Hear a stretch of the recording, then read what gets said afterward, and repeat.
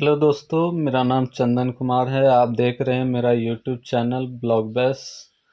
आज हम बात करने वाले हैं डीएफसीसीआई के जो आगामी वैकेंसी आई है और जिसका फॉर्म फिलअप हो चुका है। लास्ट डेट ख़त्म हो चुका है। अब CBT 1 के एग्ज़ाम का डेट जिसका अगस्त में है, उसी के बारे में बात करने वाले हैं। डीएफसीसी क्या है और डीएफसीसी में जो पोस्ट है उसमें क्या सैलरी स्ट्रक्चर है, क्या सैलरी मिलती है, कौन कौन से अलाउंस मिलते हैं और क्या पर्क्स है, क्या बेनिफिट है डीएफसीसी में एक एम्प्लॉय को ज्वाइन करने पे।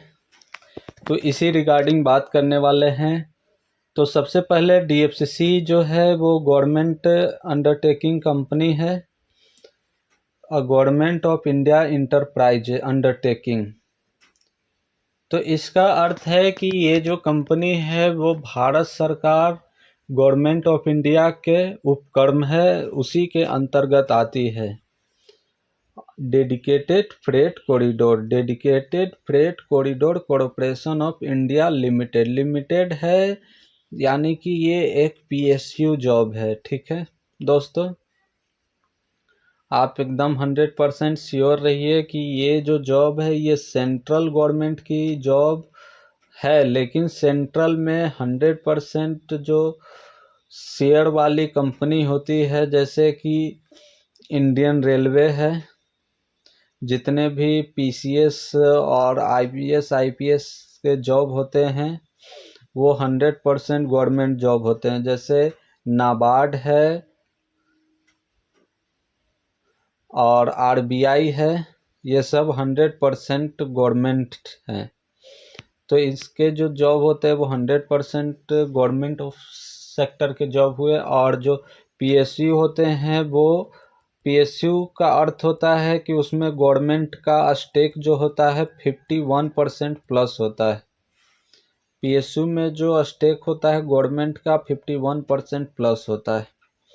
अब PSU में आप डिफिनेशन में देख सकते हैं, जैसे जितने भी नेशनलाइज बैंक हैं,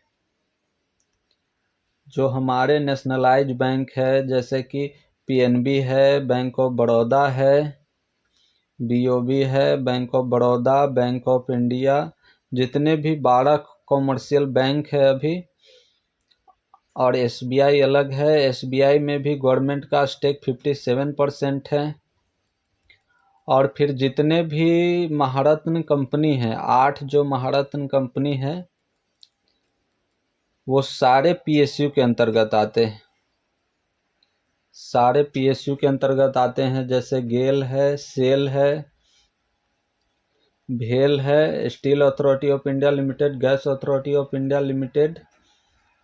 इसी तरह जितने भी महारत्न कंपनी हैं और मेट्रो है, दिल्ली मेट्रो, आप देखते होंगे दिल्ली मेट्रो के कॉलम में उसके फर्स्ट लाइन में ही आता है कि ये एक गवर्नमेंट ऑफ इंडिया और दिल्ली का ज्वाइंट वेंचर है, यानी कि दोनों का शेयर मिलकर के उस कंपनी को बनाया गया है, DMRC को। और जितने भी स्टेट इलेक्ट्रिसिटी बोर्ड होते हैं वो सारे स्टेट गवर्नमेंट के ऑन्ड PSU होते हैं। जैसे अगर हम बात करें बिहार इलेक्ट्रिसिटी की,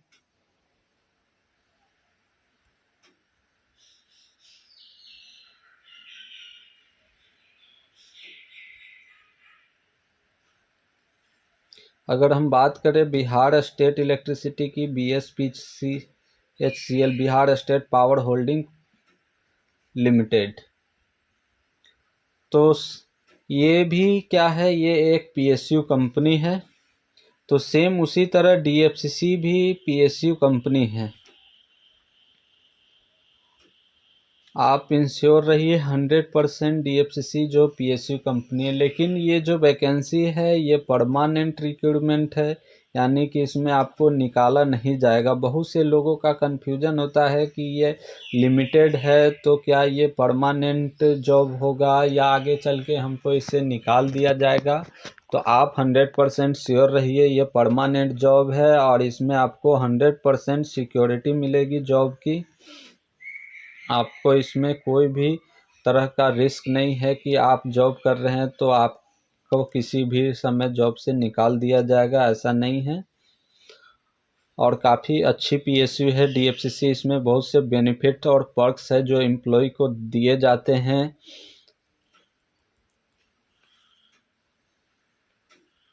तो इसी सब पे हम बात करने वाले हैं कि डीएफसीसी में क्या क्या बेनिफिट है जो दिए जाते हैं। इसी रिगार्डिंग हम आपसे एक जूनियर एग्जीक्यूटिव पोस्ट के सैलरी स्लिप को हम साझा करने वाले हैं। आप देख सकते हैं हमारे सामने एक सैलरी स्लिप है जो कि एक जूनियर एग्जीक्यूटिव पोस्ट का है, और ये लेटेस्ट सैलरी स्लिप है मार्च 2023 का है। ठीक है, आप देख सकते हैं इसमें कुछ चीज़ों को नहीं रखा गया है जो पर्सनल डिटेल है। आपके डिपार्टमेंट है इलेक्ट्रिकल है, और इसका ग्रेड है जो N5 है। N5 से N7 तक का जो ग्रेड होता है वो जूनियर एग्जीक्यूटिव में आता है। E0 E2 E0 से E1 का जो कैटेगरी होता है वो एग्जीक्यूटिव का आता है। N1 से N4 तक का कैटेगरी जो होता है डीएफसीसी में वो MTS कैटेगरी का आता है। तो ये ग्रेड हो गया। आईडीए पे स्केल जिसको बोलते हैं, डीएफसीसी में आईडीए पे स्केल आता है। यानी कि जो N5 वाले हैं जो junior executive as a join करेंगे तो उनका आईडीए पे स्केल जो होगा 25,000 से 68,000 होगा। इतना है इसका पे स्केल, 25,000 से 68,000 रुपये। फिर नेक्स्ट हम बात करने वाले हैं कि क्या क्या बेनिफिट बेसिक सैलरी के अलावे दिए जाते। आप देख सकते हैं अभी जो डीए रेट जो प्रेजेंट में डीए रेट मार्च के टाइम का है 37.20।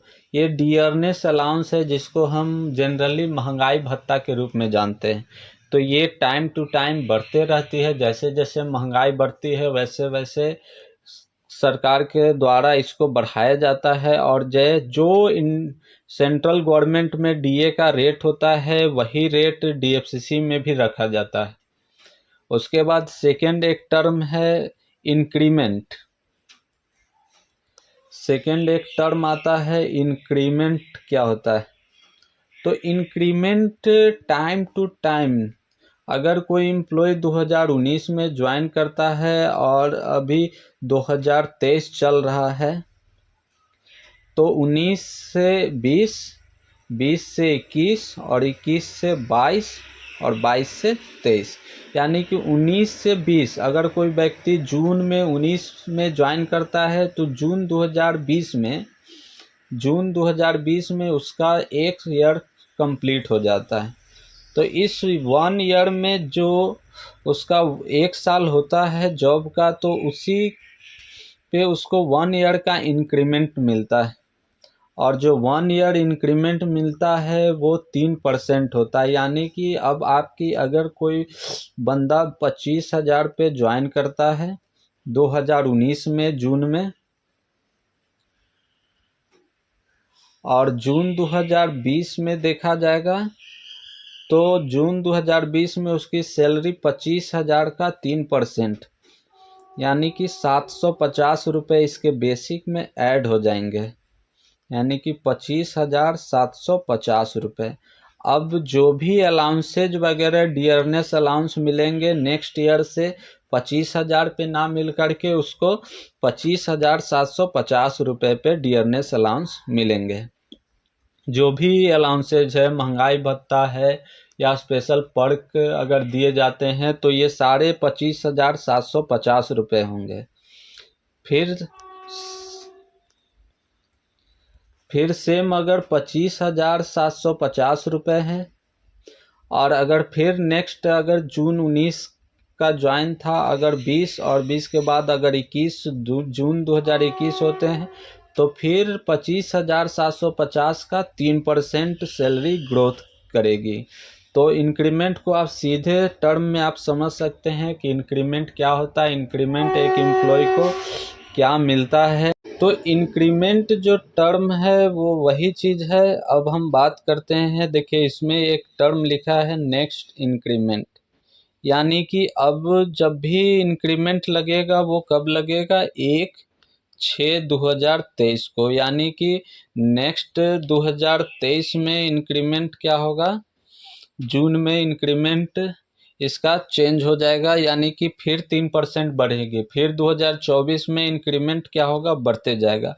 इस तरह से जो बेसिक सैलरी होती है वो टाइम टू टाइम बढ़ जाती है। यानी कि अगर कोई कैंडिडेट है प्रमोट नहीं होता है, जैसे आप सुनते होंगे कि कोई वो लोअर क्लर्क ही है या टेक्नीशियन पोस्ट ही है, उसका प्रमोशन जेई वगैरह में नहीं हुआ है, लेकिन फिर भी उसकी सैलरी समय के बाद जेई के बराबर हो जाती है। तो वो इसी कारण होती है कि इंक्रीमेंट के कारण उसकी सैलरी ग्रोथ करती है।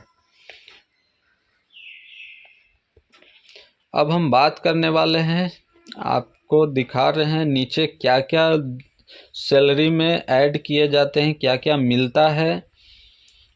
आप इसमें देख सकते हैं जो डे प्रेजेंट है वो 31 डे का है, यानी मार्च का जो महीना होता है वो 31 दिन का होता है। तो इनका जो डे प्रेजेंट है वो 31 डे का है, ठीक है।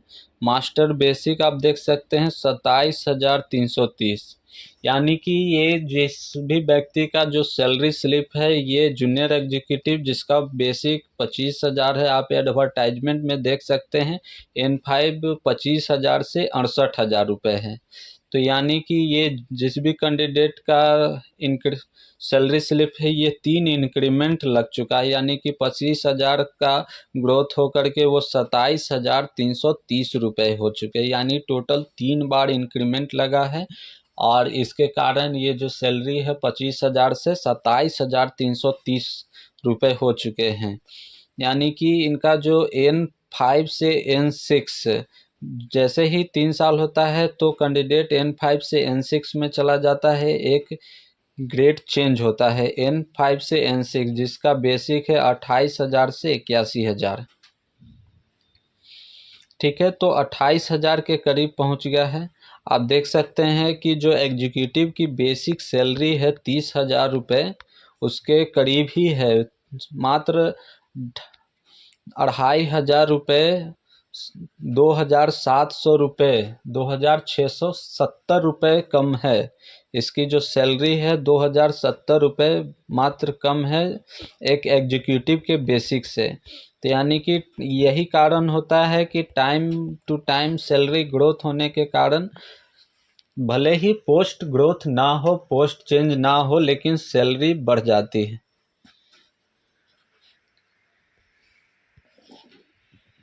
अब हम आगे बात करने वाले हैं कि और क्या क्या बेनिफिट है जो इसके अलावे दिए जाते हैं। तो आप इसमें देख सकते हैं IDA, जो डियरनेस अलाउंस हमने बात किया था, महंगाई भत्ता जो हमने बात किया था, डियरनेस अलाउंस जो कि टाइम टू टाइम चेंज होता है। अभी DA 37 मार्च के टाइम 37.20% है। तो ये बेसिक सैलरी पे कैलकुलेट किया जाता है, यानी बेसिक सैलरी का 37.20% इतना है। अब इसका बेसिक जो है 27,330 होगा। पर अगर बेसिक कोई नया ज्वाइन करता है उसका 25,000 बेसिक होगा, तो उसी पे 37.20 जो टाइम टू टाइम चेंज होता है वही डियरनेस अलाउंस दिया जाता है। अब इसके अलावे जो और भी अलाउंसेज है जिसका हम बात करते हैं, क्या क्या अलाउंसेज और पर्क है। फिटनेस अलाउंस दिए जाते हैं, हाउस कीपिंग अलाउंस है, आप देख सकते हैं 1,640 रुपये का फिटनेस अलाउंस है, 1,093 रुपये का हाउस कीपिंग अलाउंस है। HRA होता है हाउस रेंट अलाउंस। जो भी कैंडिडेट अगर क्वार्टर अलॉट नहीं हुआ है या उस जोन में या उस यूनिट में अगर क्वार्टर नहीं है या क्वार्टर अभी कंप्लीट नहीं हुआ है या कैंडिडेट ने क्वार्टर नहीं लिया हो किसी कारण से, तो उसको HRA दिया जाता है। तो HRA का जो HRA 3 कंडीशन में चेंज होती है, X और Y और Z, ये 3 सिटी में चेंज करती है। जेड सिटी में जो HRA होती है वो 8% होता है, और इस तरह से 8 जो HRA होता है वो XYZ 3 सिटी में 8%, 16%, 24%। यानी कि बेसिक सैलरी का अगर कोई भी कैंडिडेट है जो मेट्रो सिटी में है, दिल्ली, कोलकाता, चेन्नई, मुंबई जैसे शहरों में अगर है उसकी पोस्टिंग, तो उसको एक्स यानी कि 24% बेसिक जो HRA होता है XYZ, ये 24%, 16% और 8%। अगर कोई नॉन मेट्रो सिटी में सबसे लोकल सिटी में है तो उसको बेसिक का 8% ही मिलेगा। तो आप देख सकते हैं इसमें जो 27,330 रुपये का जो 8% है वो 2,460 रुपये के करीब है। अगर कोई वाई सिटी में है, जैसे इलाहाबाद हो गया, बनारस हो गया, इस तरह के जो सिटी में कैंडिडेट होंगे उसको जो सैलरी मिलेगी वो 16%, बेसिक सैलरी का जो HRA होगा वो 16% मिलेगा। सेम नेक्स्ट हम बात करते हैं, ये जो बेनिफिट है ये नया ऐड किया गया है, मोबाइल या टेलीफोन रिम्बर्समेंट। यानी कि अब आपको DFCC में जो मोबाइल का रिचार्ज है उसके पैसे डायरेक्ट सैलरी में दिए जा रहे हैं। पहले ऐसा नहीं था, पहले वो रिचार्ज का पैसा आपके द्वारा रिचार्ज किया जाता था, उसका बिल क्लेम किया जाता था, वो HRA के थ्रू आपको मिलता था। जबकि अब यह जो है सैलरी में ही डायरेक्ट ऐड कर लिया गया है, आपको सैलरी से ऐड करके वो दिया जाता है, सैलरी में ऐड करके। फिर नेक्स्ट हम देखते हैं तो प्रोफेशनल यू एजुकेशन अलाउंस 4100 रुपये का है, रिक्रिएशन अलाउंस 1640 रुपये का है, और स्पेशल पर्सनल अलाउंस 1093 रुपये का है।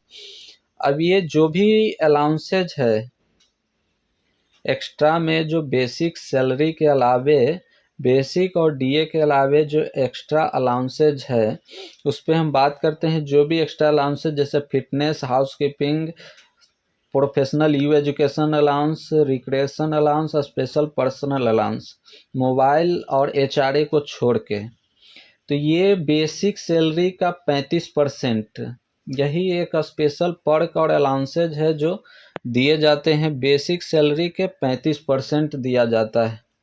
इसी में जितना भी फिटनेस अलाउंस है, हाउसकीपिंग अलाउंस है, प्रोफेशनल यू एजुकेशन अलाउंस, ये सारे आते हैं। तो ये बेसिक सैलरी का 35% है जो दिया जाता है DFCC में। ये पहले 50% था जो अभी घट करके, पहले ये 50% था, अभी घट करके 35% हो गया है। और एक्स्ट्रा में मोबाइल रिचार्ज का पैसा जो है DFCC के तरफ से पर मंथ 800 रुपये जूनियर एग्जीक्यूटिव को दिए जाते हैं। तो ये काफ़ी अच्छा बेनिफिट है कि आपके मोबाइल का खर्च DFCC के द्वारा ही दिया जाएगा, जिसमें आप अच्छा खासा प्लान का रिचार्ज करके नेट की सुविधा ले सकते हैं। नेक्स्ट एक और टर्म है यूनिफॉर्म अलाउंस। आप देख सकते हैं एकदम इस सैलरी स्लिप में कि यूनिफॉर्म अलाउंस है जो 10,000 रुपये दिए गए हैं एक जूनियर एग्जीक्यूटिव को, और ये पर ईयर दिया जाता है। साल में प्रत्येक 1 ईयर, एक साल में 10,000 रुपये दिए जाते हैं। ये क्यों दिया जाता है? ताकि जो कैंडिडेट है वो अपने ऑफिशियल यूनिफॉर्म में रहे। एक संस्था जो होता है उसका एक कोड होता है, यूनिफॉर्म कोड होता है, वो कैंडिडेट उसी यूनिफॉर्म कोड में रहे, और ताकि वो प्रोफेशनल एक दिखे, इसी कारण वो अपने यूनिफॉर्म में मेंटेन करे, वो हमेशा वेल मेंटेन दिखे, ताकि वो जॉब करने में भी अंदर से एनर्जी जिसको मिले, उसके लिए सरकार के तरफ से ये बेनिफिट दिया जाता है। तो ये बेनिफिट काफ़ी अच्छा है। जो देख सकते हैं यूनिफॉर्म अलाउंस है जो 10,000 रुपये है। इसके अलावे और क्या क्या बेनिफिट दिए जाते हैं DFCC में, तो जो सैलरी के अलावे एक और बेनिफिट जो ऐड हो गया, मोबाइल रिचार्ज का बेनिफिट, यूनिफॉर्म अलाउंस। इसके अलावे 2 साल में पर 2 साल में 6,000 रुपये जो है कैंडिडेट को एंड्रॉयड फ़ोन के लिए दिए जाते हैं कि आप एंड्रॉयड फ़ोन चला सके, परचेज कर सके। उसके लिए आपको प्रत्येक 2 साल में 6,000 रुपये दिए जाएंगे और प्रत्येक 2 साल में 1,500 रुपये ब्रीफकेस अलाउंस यानी कि बैगेज के लिए आपको दिए जाएंगे। ये 2-3 जो अलग से अलाउंस है, यूनिफॉर्म अलाउंस है, फ़ोन के लिए है, आपको मोबाइल के लिए है, मोबाइल के रिचार्ज के लिए और ब्रीफकेस अलाउंस। ये चारों चीज़ें के लिए आपको इतने अलाउंस दिए जाते हैं, जो कि एक कैंडिडेट के लिए एक्स्ट्रा बेनिफिट है डीएफसीसी में। इसके अलावे 1-2 और बेनिफिट दिए जाते हैं इसमें। अगर जिस भी कैंडिडेट का बर्थडे, अगर किसी का कैंडिडेट का बर्थडे अगर मार्च में ही होता, तो मार्च में होता तो उसको बर्थडे अलाउंस के तरफ से 1,000 रुपये कंपनी के तरफ से दिए जाते डीएफसीसी के तरफ से। और अगर किसी भी कैंडिडेट मैरिज है तो उसके 2,000 रुपये एनिवर्सरी सेलिब्रेशन के लिए दिए जाते हैं। इसके अलावे जो मेडिकल की बेनिफिट दी जाते हैं और डेथ हो जाने पे आपके डिपेंडेंट को जॉब भी दिया जाता है। इसके अलावे एनपीएस और ईपीएफ का कंट्रीब्यूशन भी होता है इसमें। यानी कि जिस भी कैंडिडेट का जॉब के दौरान ही एक्सीडेंट हो जाता है तो उसके जो डिपेंडेंट होते हैं, अगर उनकी वाइफ है, बच्चे हैं, तो उसको जॉब दिया जाएगा। ये काफ़ी बड़ा बदलाव किया गया है डीएफसीसी में। पहले ये चीज़ नहीं था जो ऐड किया गया है रेलवे के अकॉर्डिंग। तो आप 100% श्योर रहिए कि आप रेलवे का हर एक बेनिफिट और उससे ज़्यादा बेनिफिट ही प्राप्त कर रहे हैं डीएफसीसी में। अब कंट्रीब्यूशन की बात करते हैं कि सैलरी कितना डिडक्शन होता है और क्या क्या कंट्रीब्यूशन है। तो ईपीएफ का कंट्रीब्यूशन आप देख सकते हैं 4,500 रुपये है और 25 रुपये जो स्टाफ वेलफेयर का कंट्रीब्यूशन है। और ये जो सैलरी है ज़्यादा बन गई होगी तो 1,255 रुपये का, यानी कि 5 लाख रुपये और 7 लाख रुपये। जो पहले का जो इनकम टैक्स का लिमिट था वो 5 लाख रुपए था, तो इस अनुसार से जो सैलरी है ये 7 लाख तो नहीं बन पा रही है, तो 5 लाख से ज़्यादा है। तो ये पुराने इनकम टैक्स रूल के अनुसार इसका डिडक्शन हो गया होगा। तो आप देख सकते हैं कि बेसिक सैलरी है, डियरनेस अलाउंसेज है और यूनिफॉर्म अलाउंस अलग से 10,000 रुपये। इसके अलावे क्या क्या बेनिफिट दिए जाते हैं उस पर हम बात करते हैं। तो अलग से एलटीसी दिए जाते हैं। एलटीसी पर 2 ईयर में कैंडिडेट को दिया जाता है। लीव ट्रेवल कंसेशन, तो इसमें एक जूनियर एग्जीक्यूटिव को 3rd AC का किराया, होटल का किराया वगैरह दिए जाते हैं। इसके अलावे इसमें लीव भी आपको एलटीसी में ही दिए जाते हैं। और लीव की हम बात करते हैं तो लीव जो है टोटल कितने दिए जाते हैं, तो टोटल लीव जो है per year 30 leave LAP leave on पे दिए जाते हैं। एलएपी जो है 30 एलएपी दिए जाते हैं और 8 सीएल दिए जाते हैं और 2 आरएच दिए जाते हैं। RH restricted holiday. तो सीएल और आरएच जो लीव है ये लैप्स होने वाली लीव है, जबकि एलएपी जो है आपका ऐड होते जाता है। प्रत्येक 6 महीने में 15 एलएपी क्रेडिट होती है और ये ऐड होते जाता है। जैसे जैसे आपका जॉब का टाइम बढ़ेगा आपकी एलएपी ऐड होते जाएगी, अगर आप एलएपी कम खर्च करते हैं तो। और एलएपी अगर आप छुट्टी लेते हैं, लीव लेते हैं या सीएल या आरएच लीव लेते हैं तो भी आपको सैलरी पूरी की पूरी क्रेडिट होगी। एलएपी का अर्थ होता है लीव ऑन पे, लीव एवरेज पे। इसके अलावे बेनिफिट की बात करते हैं, जो सैलरी के अलावे क्या क्या बेनिफिट है, एक्स्ट्रा बेनिफिट डीएफसीसी में। आपको मोबाइल रिचार्ज का बेनिफिट, एक्स्ट्रा बेनिफिट है, यूनिफॉर्म अलाउंस का बेनिफिट जो एक्स्ट्रा बेनिफिट है। उसके अलावे 2 ईयर में, प्रत्येक 2 साल में 6,000 रुपये आपको एंड्रॉयड फ़ोन के लिए दिए जाते हैं। आप 2000 में प्रत्येक 2 साल में 6,000 रुपये आप अपने टेलीफोन पे खर्च कर सकते हैं। यानी कि आप एक एंड्रॉयड फ़ोन परचेज करके अपने HR के थ्रू आप इसको रिम्बर्समेंट करा सकते हैं, आपको 6,000 रुपये मिलेंगे। उसके अलावा प्रत्येक 2 साल में 1,500 रुपये ब्रीफ के अलाउंस दिए जाते हैं बैगेज के ऊपर। इसके अलावा जो भी कैंडिडेट है, अगर जॉब के दौरान एक्सीडेंट होता है, उसकी डेथ हो जाती है, तो उनके जो डिपेंडेंट होंगे उनको जॉब की भी फैसिलिटी दी जाती है, जो कि अब रेलवे जैसा ही डीएफसीसी में हो गया है। अब आपको जॉब भी दिया जाएगा, जो कि पहले नहीं था। इसमें अलग से एनपीएस का भी कंट्रीब्यूशन होता है, ईपीएफ के अलावे एनपीएस का भी कंट्रीब्यूशन होता है, जो कि ऐड किया गया है। शुरुआत में यह नहीं था, जब से डीएफसीसी में वैकेंसी आई है 2021-20 के बाद से एनपीएस को भी ऐड कर लिया गया है। अब हम इन हैंड सैलरी की बात करते हैं। इन हैंड सैलरी कितना बनता है, तो आप इसमें देख सकते हैं टोटल अर्निंग जो है 60,000 रुपये है और नेट पे है जो 54,543 रुपये है। तो टोटल जो अर्निंग है वो 60,000 रुपये है, जिसमें ये मार्च के महीने का सैलरी स्लिप है, तो 10,000 रुपये इसमें यूनिफॉर्म अलाउंस है। तो आप इसको घटा करके 10,000 लेस करते हैं तो 50,333 रुपये, और यहाँ हम लेस करते हैं तो 44,543 रुपये। तो ये जो ग्रॉस सैलरी है और ये नेट पे है, अगर इसमें भी हम घटा लेते हैं तो अप्रोक्स 40,000 रुपये के करीब जो एक फ्रेश कैंडिडेट होगा, अगर जो जूनियर एग्जीक्यूटिव ज्वाइन करेगा तो उसको 40,000 रुपये के सैलरी मिलेगी, जो कि एक आईटीआई पोस्ट वालों को कहीं ऐसी सैलरी नहीं है।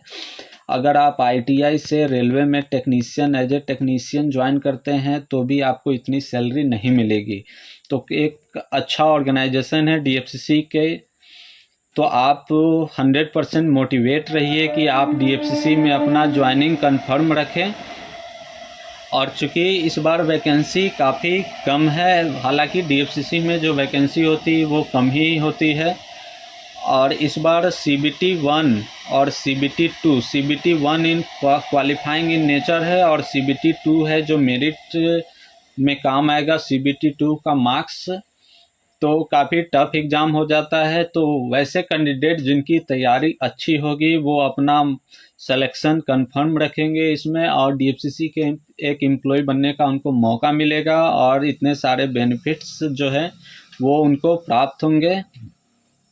इसके अलावे 2 और बेनिफिट है जो छूट गया था, हम बताते हैं आपको। इसके अलावे जिस भी कैंडिडेट का अगर किसी भी कैंडिडेट का बर्थडे अगर उस महीने में है, जैसे किसी भी कैंडिडेट का बर्थडे अगर मार्च में होता है तो मार्च में उसको सैलरी में ही ऐड करके 1,000 रुपये बर्थडे गिफ्ट के तौर पे दिए जाएंगे। और अगर किसी का एनिवर्सरी पड़ता है उसी मंथ में तो उसको 2,000 रुपये एनिवर्सरी सेलिब्रेट करने के लिए गिफ्ट के तौर पे दिए जाएंगे। इसके अलावे पर ईयर दीपावली में दीपावली गिफ्ट दिए जाते हैं डीएफसीसी के कॉरपोरेट ऑफिस के द्वारा, जो कि एक एटीएम कार्ड जो होता है परचेज गिफ्ट कार्ड के रूप में 11,000 रुपये एक जूनियर एग्जीक्यूटिव को दिए जाते हैं। 2 अलग अलग, एक में 10,000 रुपये का एक शॉपिंग कार्ड और एक में 1,000 रुपये का एक शॉपिंग कार्ड। वो किसी भी कंपनी का हो सकता है, HDFC हो, ICICI हो, जो भी हो, वो दिया जाता है प्रत्येक ईयर दीपावली का गिफ्ट। तो ये इतने सारे बेनिफिट है जो डीएफसीसी में दिए जाते हैं। तो अगर आपको हमारी ये वीडियो इन्फॉर्मेटिव लगी हो, हमने आज आपसे एक ऑफिशियल सैलरी स्लिप साझा की है, जो देख सकते हैं। ये लेटेस्ट सैलरी स्लिप है मार्च 2023 की। तो अगर आपको ये वीडियो इन्फॉर्मेटिव लगती हो तो अपने दोस्तों के साथ इस वीडियो को साझा करें, और अगर आप हमारे वीडियो से कुछ सीखते हैं तो हमारे चैनल को सब्सक्राइब करें। धन्यवाद दोस्तों।